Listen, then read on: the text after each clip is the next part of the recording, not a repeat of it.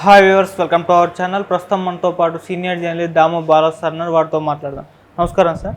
నమస్తే sir, director సూర్య కిరణ్ మన heroine Kalyan గారి మాజీ భర్త ఆయన చనిపోవడం జరిగింది సార్. అసలు ఎలా చనిపోయారు ఆయన, మరి ఈ నేపథ్యంలో ఆయన బయోగ్రఫీ ఏంటి, ఆయన తీసిన సినిమాల గురించి సార్? దర్శకుడు సూర్య కిరణ్ ఆయన చనిపోయారు. ఆయన కామెర్లు అని చెప్తున్నారు. గత కొంతకాలం నుంచి పచ్చ కామెర్లు వచ్చాయి. బట్ ఈరోజు మార్నింగ్ ఆయనకి గుండెపోటు వచ్చి చనిపోయాడని చెప్తున్నారు. మరి అంతకుముందు కోవిడ్ ఎఫెక్ట్ కూడా పనిచేస్తుంది, పోస్ట్ కోవిడ్ ఎఫెక్ట్ కూడా పనిచేస్తుందని చెప్తున్నారు. సరే, ఆయన మనకు తెలుగులో నిజానికి అతనిది త్రివేంద్రం, వాళ్ళ నేటివ్ ప్లేసు. టిఎస్ మణి, రాధ వాళ్ళ అమ్మ నాన్న, వాళ్ళ చెల్లెలు సుజిత అని తను కూడా యాక్ట్రెస్. ఓకే. సో త్రివేంద్రం తర్వాత వాళ్ళు చెన్నైలో సెటిల్ అయ్యారు పేరెంట్స్. సో అందుకని అతను తమిళోడు అని చాలామంది అనుకుంటారు. తమిళ్లో కూడా అతన్ని తమిళ దర్శకుడిలాగానే ఫీల్ అవుతారు. బట్ చాలామందికి తెలియదు ఏంటంటే అతను డైరెక్టర్ కాకముందే చైల్డ్ ఆర్టిస్టు. చాలా దాదాపు ఒక 200 సినిమాల్లో చేశాడు. స్నేహికన్ ఓర్ పెన్ అని ఫస్ట్ చైల్డ్ ఆర్టిస్ట్గా 78లో మలయాళంలో యాక్ట్ చేశాడు.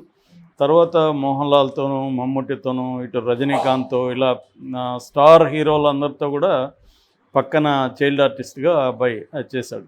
200 సినిమాలు చేసి చైల్డ్ ఆర్టిస్ట్గా రికార్డు కూడా అతని పేరుతో ఉందన్నమాట. దాని తర్వాత అతను అనుకోకుండా డైరెక్షన్లోకి వచ్చాడు, డైరెక్టర్ అయ్యాడు. ముఖ్యంగా అతను పాపులర్ అయ్యింది వచ్చి సత్యం. అంతకుముందు రాజుబాయి అని ఒక సినిమా తీశాడు, కానీ సత్యం మన అతని పేరు సుమంత్, నాగార్జున మేనల్లుడు సుమంత్తో హిట్ అయింది. అది అప్పట్లో మంచి పేరు కూడా వచ్చింది. డైరెక్టర్గా కూడా చాలా రివ్యూస్ కూడా, డైరెక్షన్ కూడా మంచిగా మెచ్చుకుంటూ వచ్చాయి. దాని తర్వాత కళ్యాణి, ఆమె పాపులర్. ఆమె వీళ్ళిద్దరు పెళ్లి చేసుకున్నారు. అయితే అది ఎక్కువ కాలం లేదు, ఆ తర్వాత విడిపోయారు. దాని తర్వాత ఈయన కొన్ని సినిమాలు చేశాడు. ధనా 51, బ్రహ్మాస్త్రం, చాప్టర్ 6 అనే కొన్ని సినిమాలు చేశాడు. బట్ 2010తో ఆగిపోయిందని చెప్పాలి. మళ్ళీ అతను పబ్లిక్లోకి రావడం వచ్చి బిగ్ బాస్ సీజన్ 4లో సూర్యకిరణ్ పాపులర్గా ఉన్నాడు. అయితే ఎక్కువ రోజులు లేడు. సూర్యకిరణ్, బాబా భాస్కర్ కలిసి కొంత అల్లరి చేశారు ఫస్ట్ వీక్. దాని తర్వాత ఫస్ట్ వీకే ఎలిమినేట్ అయిపోయాడు. సో ఆ తర్వాత కూడా చాలా ఛానల్కి ఇంటర్వ్యూలు ఇచ్చాడు. అప్పటి నుంచి కూడా 2020 తర్వాత అతను పెద్దగా కనబడలేదు. నిజానికి బిగ్ బాస్ తర్వాత అతని కెరీర్ బాగా మళ్ళీ పుంజుకుంటుంది అనుకున్నారు. యాక్చువల్గా 2017లో అతను సినిమా చేస్తున్నట్టు అనౌన్స్ కూడా అయింది. బట్ అది షూటింగ్లోనే ఆగిపోయినట్టు చెబుతున్నారు. సో ఈ కాంటెక్స్ట్లో అతను ఇవాళ సడన్గా చనిపోవడం అనేది ఖచ్చితంగా బాధాకరమైన విషయం. దాదాపు 50 ఏళ్ళు దాటింది అతనికి. ఒంటరిగానే తల్లిదండ్రులతో చెన్నైలో ఉంటున్నాడని చెప్తున్నారు. సో బేసిక్గా ఇతను కరోనా తర్వాత హెల్త్ పాడవడం అనేది జరిగింది. కొంత జాగ్రత్తలు తీసుకోవడంలో ఫెయిల్యూర్ అనేది కూడా చెప్తున్నారు. ఎందుకంటే అతను ముందు నుంచి కూడా కొంత ఒబేస్గా ఉండడం అవన్నీ ఉన్నాయి. సో ఆల్రెడీ కోమార్బిడిటీస్ ఉన్న వాళ్ళకి కరోనా బాగా ఎఫెక్ట్ అయింది. సో ఇతనికి కూడా కరోనా గట్టిగా ఎఫెక్ట్ అయినట్టు చెప్తున్నారు. మనం యాక్చువల్గా పోస్ట్ కరోనా తర్వాత వచ్చిన పరిణామాలు ఎట్లా ఉంటాయనేది అనేక సార్లు మనం చెప్పుకున్నాం. ముఖ్యంగా ప్రధానంగా ఏంటంటే 2-3 రకాల ఆయన జబ్బులు ఎక్కువ వస్తున్నాయి. ఒకటేమో బ్లడ్ క్లాట్ అయిపోవడం, దానివల్ల బ్రెయిన్ స్ట్రోక్స్ ఎక్కువ వస్తున్నాయి. నిన్ననే నేను చూశాను, జీరోదా కో-ఫౌండర్ నితిన్ కామత్, ఇద్దరు ఉంటారు వాళ్ళు, నితిన్ కామత్, నిఖిల్ కామత్ అని. అందులో నితిన్ కామత్ అతను రెగ్యులర్గా వెరీ ఫిట్గా ఉంటాడు, ఎక్సర్సైజ్ చేస్తాడు జిమ్లో. తను ట్రేడింగ్లో కానీ తర్వాత షేర్ మార్కెట్లో కూడా వెరీ ఎక్స్పర్టైజ్ ఉంది. అతనికి బ్రెయిన్ స్ట్రోక్ వచ్చింది. కాకపోతే అది మైల్డ్గా రావడంతో సర్వైవ్ అయ్యాడు. అతను చెప్పింది కూడా ఏంటంటే, నాకు కోవిడ్ తర్వాత కొంత కాంప్లికేషన్స్ వచ్చాయి, దాని తర్వాత మా ఫాదర్ చనిపోయాడు, దానివల్ల నాకు బాగా డిస్టర్బ్ అయింది. 1 స్లీప్లెస్నెస్, 2 ఓవర్ ఎక్సర్సైజ్లు చేయడం, 3 స్ట్రెస్. ఈ మూడిటి వల్ల నాకు ఇది వచ్చిందనేది కూడా అతను చెప్పాడు. ఇది యాక్చువల్గా అతను కరెక్ట్గా చెప్పాడు. ఎక్కువ మందికి ఏంటంటే ఒకటి చాలామంది మనం పునీత్ కూడా చూసాము. అవును. ఓవర్ ఎక్సర్సైజింగ్ అనేది ఈ మధ్య బాగా పెరిగిపోయింది. జిమ్లో ఏంటంటే అట్మాస్ఫియర్ అలా ఉంటుంది, ఇంకా చేద్దాం అనిపిస్తుంది. మామూలుగానే ఫిజికల్గా నువ్వు అదొక రకమైన అడిక్షన్. ఎక్సర్సైజ్ చేస్తున్నప్పుడు ఇంకా చేద్దాం అని ఉంటుంది. అందుకనే ప్రాపర్గా ట్రైనర్స్ ఉన్నప్పుడు వాళ్ళు టైమింగ్ పెట్టుకొని టైం ప్రకారం చేయిస్తారు. కానీ ట్రైనర్స్తో కూడా ఒక ప్రాబ్లం ఏంటంటే వాళ్ళు మనల్ని ఒక అడ్వర్టైజ్మెంట్ లాగా క్రియేట్ చేయడం కోసం మనల్ని 6 ప్యాకులు తెప్పించడం ఇవన్నీ చేస్తారు. ఆ మధ్య కూడా నాకు తెలిసిన ఒక అతను అరౌండ్ 50 ఏజ్లో 6 ప్యాక్ వచ్చింది. అతను అంతకుముందు లావుగా ఉండేవాడు, ఒకసారిగా 6 ప్యాక్ రావడంతో కంప్లీట్గా షాక్ అయ్యారు అందరూ అతన్ని చూసి. ఆ ట్రైనర్ కూడా అతన్ని బాగా ఎగ్జిబిట్ చేశాడు, 50 ఇయర్స్లో కూడా 6 ప్యాక్ వస్తుంది. నిజానికి అతనికి ఏ రకంగానూ 6 ప్యాక్ లైఫ్లో అవసరం లేదు. కానీ అదొక నిజానికి వాళ్ళ అబ్బాయిని తీసుకెళ్ళి జిమ్లో చేర్పించడానికి వెళ్ళాడు ఇతను.